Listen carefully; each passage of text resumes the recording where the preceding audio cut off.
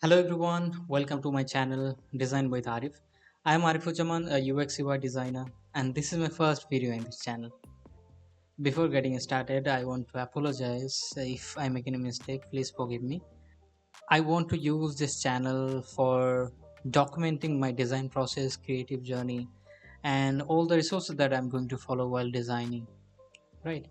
Uh, and I also want to have this channel as interactive as possible with my audience, that means you. And if you are still watching this video, then I would assume that you are a beginner or just getting started with design. uh, Please support this channel by subscribing, sharing, and liking this video, and of course comment your thoughts, suggestions, and your opinion how it is going. That will help me to grow this channel and to improve my videos as well. And of course, I will keep sharing my design process, real-time design process that I follow, or real-time projects that I do for my clients. I'll be sharing all those in this channel. So please keep in touch, and let's get start with our first video. I want to start with introduction, how I started. When I was a beginner, I felt that necessary to, you know, to have this kind of videos or this kind of guidance, or maybe this is not going to be guidance, this kind of, videos where you relate as a beginners how to getting started, or what is the right way to learn something new without making things complicated. Let's get started with how I started my design journey. I started with understanding the UX and UI. When I started with UI, I didn't have any idea about UX, and that is how I am here right now. UX is something you experience, your user experience, right? Something like the smooth transition of your screens, or smooth loadings, or maybe mm, the steps that you follow from one screen to another, and the goals that you want to achieve, and follow a certain path to finish this kind of task. If I give an example, it's like you want to order a food, you have to go through exploring the food, adding them to your card, and finally finishing your order by finishing the payment gateway. So this is how you experience the applications, right? That is what the UX design does. Now, let's come to the UI. After you finish your UX design, that is what the strategy, that is where you strategize, you ideate, you lay down or laid out your ideas. And in UI, you create a visual, a visual product, uh, what gives you eye pleasure, maybe with color, maybe with fonts, maybe with alignment, maybe with spacing. It gives you eye pleasure, I mean it looks good or something like that. So this is how, this is what the UI design or user interface design. Now, whatever we design, we say UX design or UI design, whatever we design, UX, like experience or interface, whatever we design for our users. We have to keep in a mind, very, you know, important. It's very important to understand whatever we design is for our users. You are designing an applications that is for someone, that is for someone's like that is for to solve someone's problems. So whatever you design for the users, you have to centralize your designer, sorry, your users, for your design, right? That's why we say user centered design is the key. If you don't put your users in the focus, you are not going to design anything productive, not qualityful, right? If you're not designing for users, or if you're not focusing on users, then you're not designing a product actually. Now we have to learn the some process, we have to learn some process to you know uh, to design that experience or design that interface, right? So in the beginning we have to start with research, otherwise we don't know who is our users, who is our customers, who are they, like what is their interest, what is their frustrations, what is their behaviors, manners, and what they want actually. To find out all this information we have to research, right? We have to research about the problem that they have and how they like to solve that problem, right? Now I miss that point that need to be ideate after research. Whatever information that you have gathered, you have to ideate out of that information. So you have to filter out all the information, what are the information that is important for you or the information that you need. After filtering out, you ideate, you come up with the solutions of the problem that you have. Then you laid out with wireframe, where you creating a layout with the ideation, with the ideas that you have already laid out. So it gives you a blueprint of your applications or your website. uh, you can create wireframe in pen and with the pen and paper, or there are lots of tools in the market right now to help you with wireframe. Then you have to create a high fidelity design or low fidelity design, which gives you a visual representation of your wireframe or of your ideas, or the solve, right, or the solutions of the problems that you already explored. And then you create the prototype, you create a flow, you create a flows. If I give an example that about booking applications or food delivery applications, you explore food and then you place the order, you complete your payment method, you verify your address, and then you finish your order. So the journey that you're having, the flow that you're following, that is prototyping. You are giving the users a rough or a designing, uh, you are giving the users a exemplary product which they can explore a little bit. Then it comes to the testing. As I said, testing is important because whatever you design, whatever you ideate, whatever the information that you have collected, you don't know if this is going to work. You have to design the prototype, and you have to go to your users and test out your design or your prototype. How much you have already, it doesn't matter. You have to test with the design, with the users. Even if you have only wireframe, you go through the prototype and go for testing. They will tell you how they are feeling in certain stages. You can improve from that testing. Now we have to follow some principle, we have to understand, we have to master some principles. Otherwise, whatever you have learned until now, it won't work. You know what is your user needs, how your design should look like, but you don't know like what is the principle that we should follow, because we are going to design for multi platform. Like you have to design for Apple, you have to design for Mac, you have to design for Android, and they follow certain kind of some kind of principle, to give the globalized users access, right?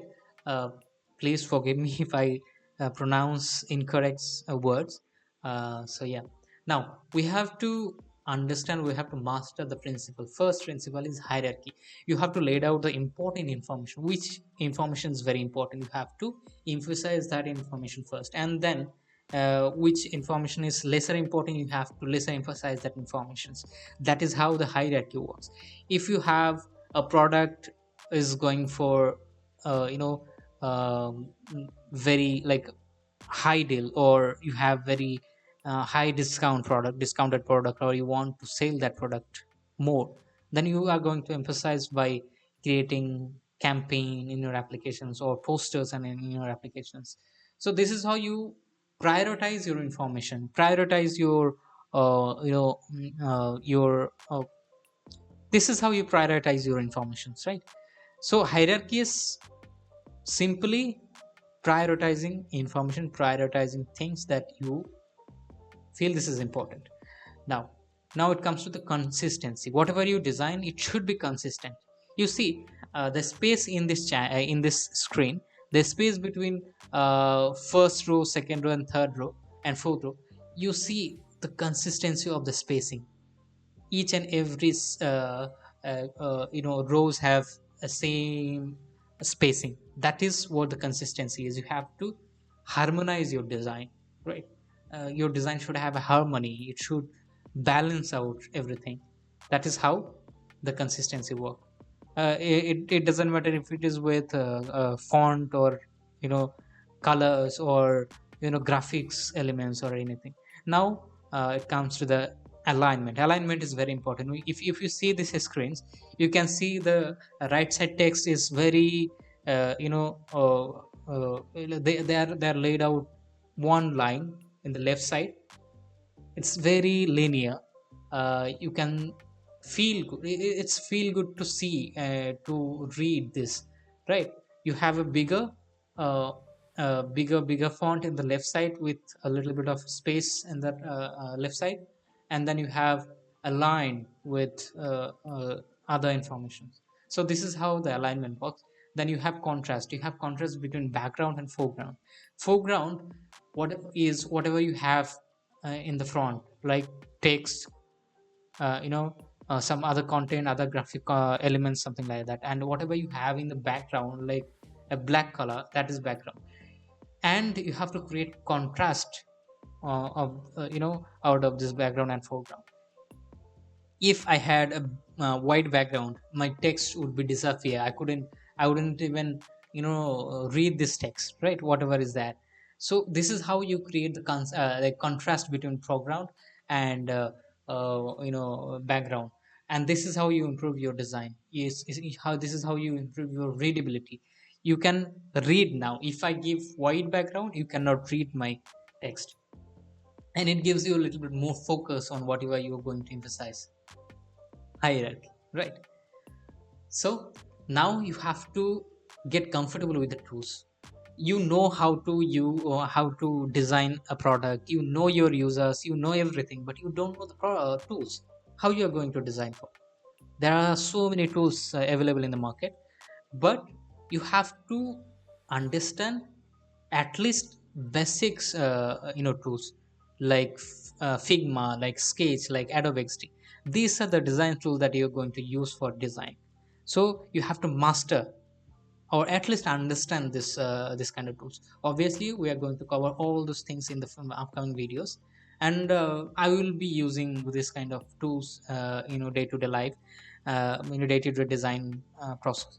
So that won't be a problem to give you overview of those tools for the tools. Now we have to understand some methods, right? We have learned some tools, we have understand the principles and everything. We have to follow some methods, otherwise we won't understand our users, we won't finish our product, right? Persona is something like you have research, you have information from user research, you know your users, who your users. We have already conducted some users, like what they need, to understand what they need, what is their frustration and everything. But we have a vast majority of a vast amount of users. You don't know who, like you do you have a vast amount of users who falls under different categories. Persona is a fictional character who help you categorize those customers. It's kind of avatar. You are giving a name, and you are giving the behavior the most of the users have. You divide into categories, and you give each category as a persona. Now it comes to the empathy map. Empathy map comes from persona. We have to empathize with our persona. We have to empathize our users. Since our persona is kind of representing a group of our users, we have to empathize with them. How?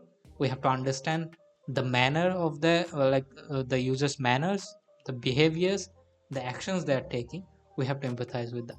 What are the things they are thinking, what they are thinking, what they're saying, what they're feeling, and what they do. These kind of things help us to empathize with them. Now we have to understand the user journey. When I started my design process, I was a little bit confused about the user journey. How we do the user journey? how we do the user journey. User journey is something like it's kind of step by step process that you follow to achieve some goals, right? If I give an example for food ordering, food delivery applications, you explore some foods, you order some foods, you put your payment method, you verify your address, and then you finish your order. This is simple, as I said earlier, this is a simple flow, and a user is starting from the exploring and finishing his goal by successfully ordering, placing an order. So this is the journey that he is following. And the the emotion, the emotional aspects, the feelings that they have while this journey, uh, uh, you know it's the interaction that they're having while their journey to achieve this goal. That is called user journey. You have to lay it out, or you have to create this user journey to understand our users, to understand what they think while following that task. Now it comes to the user testing. User testing is very very important to finalize if our product is going to work, right? We know our users, what they want, what they think, what they feel, what is their frustration, pain point, and everything. But after designing, we don't know if it is going to work with them. So we have to confront our product with the users, and we have to understand how the users is interacting with our product. We have to lay out all the information, or we have to lay out all the insights that we are getting from the testing. And if they are facing any issues, we have to note it down and fixing that problem. That is why testing is very important, and we have to keep learning. UX design, UI design is all about learning new things, learning new skills. But especially in UX, you have to be curious. You have to ask question to users. Otherwise, you won't understand what is users' needs, what is users' frustrations, and everything. So be curious.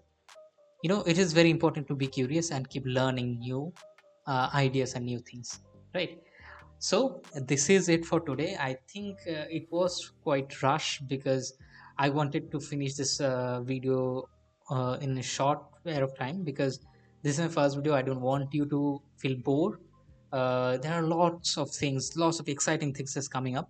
We'll cover it up, but today I wanted to keep it short, and it was kind of intended to be introductory videos, but I don't know if it is introductory videos, but uh, I just give you an example or give you overview how I started my journey. So if you are if you are a fresher or getting started with design, you can follow the same path what I did. And right now I am here. I have been working with clients, designing UI, or helping with UX. I'm still learning UX.